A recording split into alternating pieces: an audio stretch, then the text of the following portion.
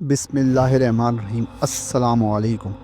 Samurah episode number 6، لمحہ لمحہ چونکانے والے واقعات سے بھرپور ایک تیز رفتار ناول جس کی رو میں آپ بہتے چلے جائیں گے۔ ارشاد گورا کو کتنی ہی نگاہوں کا سامنا تھا، ان سب میں چپتی ہوئی نظریں مائگا کی تھیں۔ میں تو پہلے ہی کہہ رہا تھا، مائگا نے خاموشی کو توڑا، تم لوگ صرف مجھ سے ملنے کا بہانہ ڈھونڈ رہے تھے اور یہ بھونڈا طریقہ تم لوگوں کے ذہن میں آ گیا، کیوں؟ ارشاد گورا چپ تھا۔ اچانک ایک لڑکا آگے بڑھا اور بولا، ہمیں کوئی شوق نہیں ہے تم سے ملنے کا۔ یہ تو صرف وہ ارشاد کی طرف گھوما۔ اس کی شرارت تھی، شرارت نہیں تھی احسن، وہ لڑکی۔ ارشاد اپنی صفائی بھی پیش نہیں کر سکا۔ اس کی سمجھ میں نہیں آ رہا تھا کہ وہ کیا بولے، اپنی آنکھوں کو کس طرح جھٹلا سکتا تھا۔ جو منظر اس نے دیکھا تھا وہ خواب نہیں تھا، حقیقت تھی، جیتی جاگتی حقیقت۔ اس کی نظر بار بار پلنگ کی طرف اٹھ جاتی تھی، لیکن وہاں صرف درخت کا تنا رکھا ہوا تھا۔ ویسے ارشاد نے اس وقت دعا ضرور کی تھی کہ درخت کا تنا لڑکی میں تبدیل ہو جائے، لیکن ایسا کہاں ممکن تھا۔ اب تم لوگ جاؤ، یہاں سے رخصت ہو جاؤ، مائگا کی آواز اس کے کانوں سے ٹکرائی۔ جاتے ہیں ارشاد، آج تم نے خواہ ذلیل کروا دیا۔ سب مڑے تھے اور آگے پیچھے چلتے ہوئے صدر دروازے سے باہر نکل گئے۔ مائگا بھی ان کے پیچھے تھا۔ سب کے باہر جاتے ہی مائگا نے دروازہ بند کر لیا اور وہ مڑا تو اس کے چہرے پر عجیب سی مسکراہٹ تھی۔ اس کی نگاہ درختوں کی طرف اٹھی ہوئی تھی، اس کے ہونٹ ہلے اور تھوڑی دیر بعد اس نے بلند آواز میں کسی کو مخاطب کیے بغیر کہا، خوب، تو تم اپنے لیے مددگار بھی پیدا کر رہی ہو، واہ، بہت خوب۔ کلاوتی ولا سے نکلنے کے بعد ارشاد گورا کی شامت ہی آ گئی تھی۔ سب نے اسے خوب لعنت ملامت کی۔ جب سب کا غصہ ٹھنڈا ہوا تو سب نے اسے مذاق کا نشانہ بنایا۔ سب لڑکے اسے خوب چھیڑ رہے تھے۔ ارشاد گورا کی صورت روحانسی ہو رہی تھی، لیکن اس کے باوجود بھی وہ اپنی بات پر ہی ڈٹا ہوا تھا۔ وہ بار بار یہی کہتا، قسم لے لو میں نے اس لڑکی کو دیکھا تھا، خدا جانے اس آدمی نے کیا کیا۔ ابے ہاں، ایک لڑکے نے آنکھیں نکالی، ہمیں پورے گھر کی تلاشی لینی چاہیے تھی، وہ تب بھی نہیں ملتی۔ ایک اور لڑکا مایوسانہ انداز میں سر ہلاتا ہوا بولا، کیونکہ ہمیں فریج کھول کر دیکھنے کا موقع ہی نہیں ملا۔ یہ سن کر ارشاد گورا کے علاوہ سبھی ہنس پڑے تھے۔ پھر تو گویا ارشاد کو ایسا لگا زمین پھٹے اور وہ اندر گھس جائے۔ جب وہ اپنے گھر میں داخل ہوا تو اس کی کیفیت یہ تھی جیسے شکاریوں میں نرگے سے کوئی شکار نکل بھاگا ہو۔ اس نے گھر میں کسی کو نہیں بتایا۔ اس کا تو جی چاہ رہا تھا وہ پھوٹ پھوٹ کر رونا شروع کر دے۔ تھوڑی دیر کے بعد اسے تجسس نے دوبارہ چھت پر جانے پر مجبور کر دیا۔ وہ آہستہ آہستہ چلتا ہوا چھت کے کنارے پر پہنچا اور اس نے منڈیر سے جھانک کر دیکھا تو وہاں کچھ نہیں تھا، حتیٰ کہ پلنگ بھی غائب تھا۔ ارشاد گورا سوچ میں ڈوب گیا۔ بارشوں کے رخصت ہو جانے کے دن قریب تھے، لیکن اس رات آسمان پوری طرح سے بادلوں سے ڈھکا ہوا تھا۔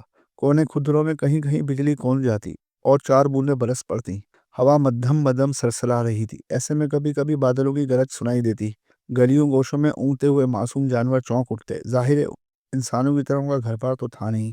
اتنی رات گئے مائگا جاگ رہا تھا، لیکن اگر اس وقت اسے کوئی دیکھ لیتا تو وہ یہی سمجھتا کہ یوگا کی کوئی مشق کر رہا ہے۔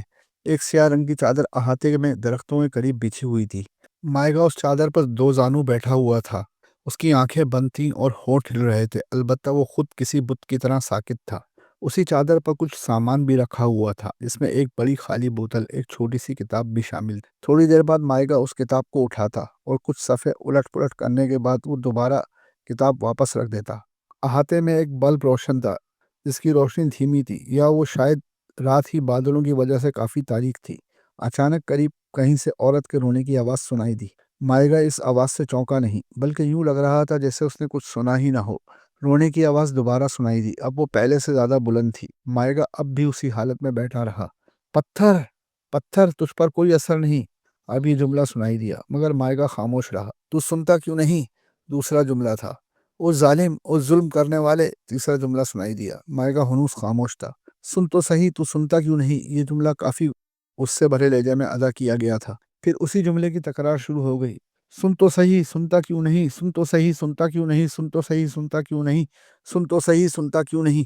ہر دفعہ آواز میں غصہ اور غضبناکی بڑھتی ہی چلی جاتی۔ یوں لگ رہا تھا جیسے بولنے والے پر ہیضان کی کیفیت طاری ہو، وہ کسی تکلیف اور درد میں گرفتار ہو۔ وہ کہیں نہیں دکھائی دے رہی تھی اور مائگا بھی جیسے بہرا ہو گیا تھا۔ اس کی حالت میں ابھی تک کوئی فرق نہیں آیا تھا۔ دفتر مائگا کے قریب رکھی ہوئی بوتل دھماکے کی آواز کے ساتھ پھٹ گئی۔ عارف نے وہ لاکٹ گلے میں ڈال لیا تھا، حالانکہ اسے معلوم نہیں تھا اس لاکٹ کا مصرف کیا ہے۔ اس اجنبی نے یہ لاکٹ اسے کس لیے دیا ہے؟ آخر اس کو گلے میں ڈال لینے سے عارف کس طرح مائگا سے بچا رہے گا، اسے خبر نہیں تھی۔ اس نے بغیر کچھ سوچے سمجھے اس لاکٹ کو گلے میں ڈال لیا تھا۔ گھر کا دال دلیا ابھی تک سکون سے میسر تھا، کافی رقم اس کے پاس محفوظ تھی۔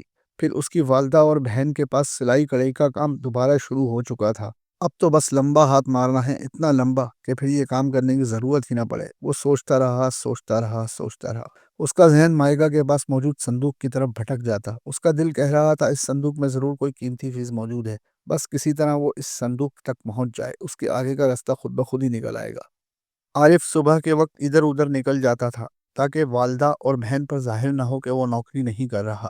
دوپہر کے وقت وہ گھر واپس آ جاتا۔ ہفتے میں ایک آدھ دن سوتا ہی رہتا۔ ظاہر ہے کہ وہ گھر کا خرچ وغیرہ اٹھا رہا تھا، تو سب کے ذہن میں یہی سوال اٹھتا کہ وہ سارا دن گھر میں پڑا رہتا ہے اور نوٹ کہاں سے آ رہے ہیں۔ یہی وجہ تھی کہ وہ صبح کے وقت گھر سے باہر نکل جاتا اور دن بھر آوارہ گردی کرتا اور رات کو گھر واپس آ جاتا۔ آج بھی وہ یوں ہی آوارہ گردی کرتا ہوا اپنے علاقے واپس پہنچا۔ دوپہر کا وقت ہو چلا تھا۔ اس نے سوچا گھر جانے کے بجائے کیوں نہ کلاوتی ولا ہی جایا جائے۔ اس کا دل شدت سے سمورا سے ملنے کو چاہ رہا تھا، حالانکہ ایک ہی ملاقات ہوئی تھی، لیکن یوں لگ رہا تھا جیسے برسوں کی شناسائی ہو۔ ایک دن کے نہ ملنے سے زندگی میں کوئی خلا پیدا ہو گیا ہو۔ وہ عمارت کی پچھلی جانب چلا آیا، تھوڑی دیر تک محتاط انداز میں ادھر ادھر دیکھتا رہا اور پھر کسی کو موجود نہ پا کر آگے بڑھ گیا۔ چند لمحوں بعد وہ احاطے کی دیوار پھاند کر دوسری طرف پہنچ چکا تھا۔ میں تم سے ناراض ہوں۔ عارف کے کانوں میں دور سے سمورا کی آواز رس گھولنے لگی۔ وہ درخت کے قریب ہی کھڑی ہوئی تھی، آج بھی اسی لباس میں ملبوس تھی جس میں عارف نے اسے پرسوں دیکھا تھا۔ اس کے باوجود بھی لباس صاف اور ستھرا تھا۔ عارف قدم اٹھاتا وہ اس کے قریب جا پہنچا۔ کیوں ناراض ہو؟ تم کل کیوں نہیں آئے؟ اس کے لہجے میں بچوں کی سی شکایت تھی۔ اوہ، تو تم نے کل میرا انتظار کیا تھا؟ عارف کے دل میں ایک انجانی سی خوشی امڑ آئی۔ اور کیا کرتی، تم سے ملنے تمہارے گھر تو آنے سے رہی، وہ منہ بنا کر بولی۔ دراصل کل مجھے ایک ضروری کام آ پڑا تھا، عارف مسکراتے ہوئے بولا۔ میں نے کوشش تو کی کام نمٹ جائے، مگر ایسا ہو نہیں سکا۔ آج دھوپ نہیں تھی، سورج بادلوں میں چھپا ہوا تھا۔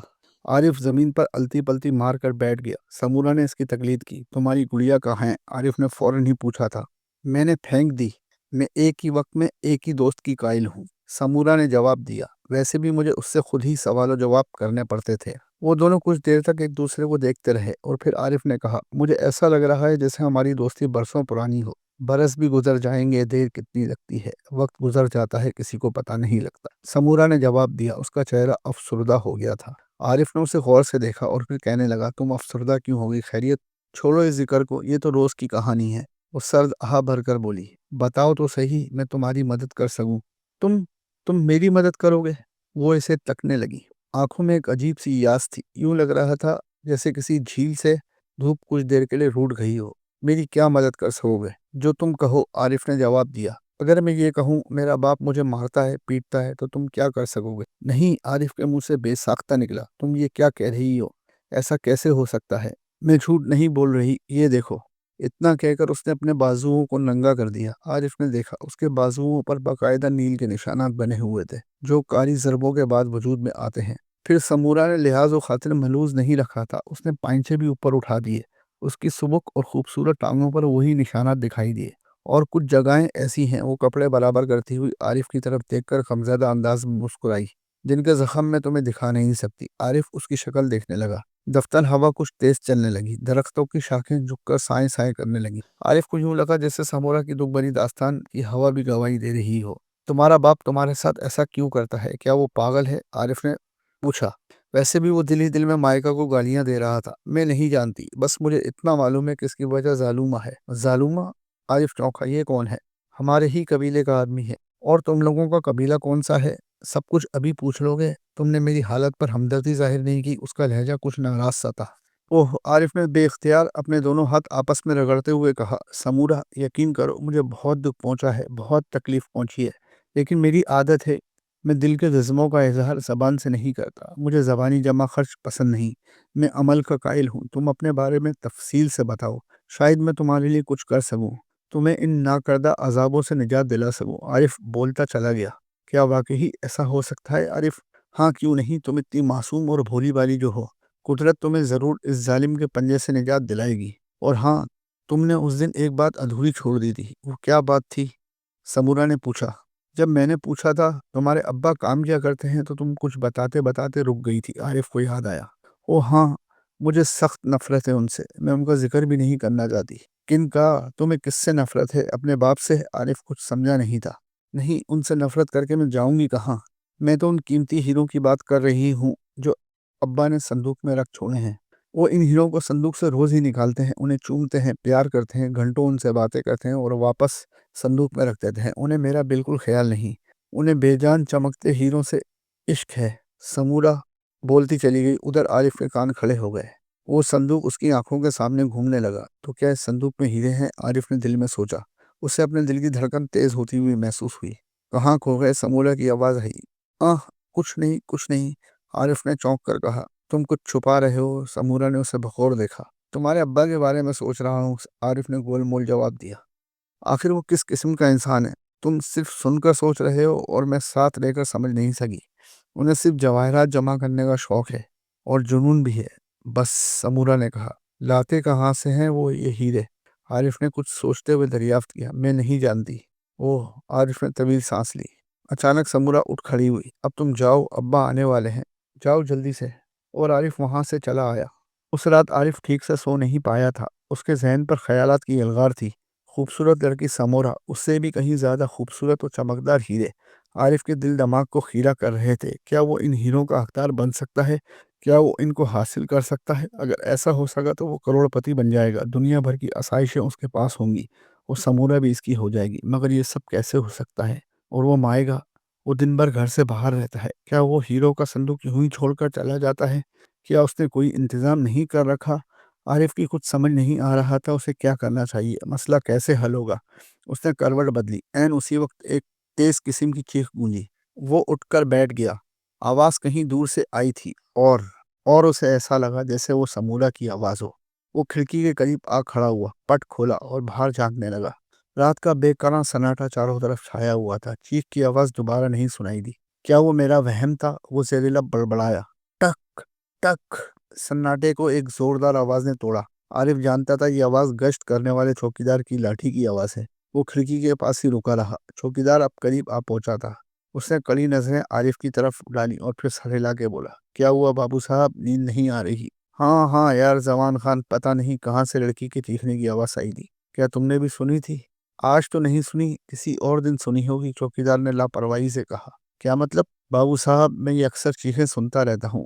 یہ آواز کہاں سے آئی تھی بس یہی معلوم نہیں کر پایا کبھی۔ بڑی گونجدار آواز ہوتی ہے، البتہ مجھے لگتا ہے یہ آواز کلاوتی ولا سے آتی ہے۔ چوکیدار کا انداز ڈرامائی ہو گیا۔ کلاوتی ولا؟ عارف بڑبڑایا اور چونک کر چوکیدار کی شکل دیکھنے لگا۔ یہ حقیقت ہے بابو صاحب، وہ کلاوتی کی روح ہے جو وہاں سسک رہی ہے۔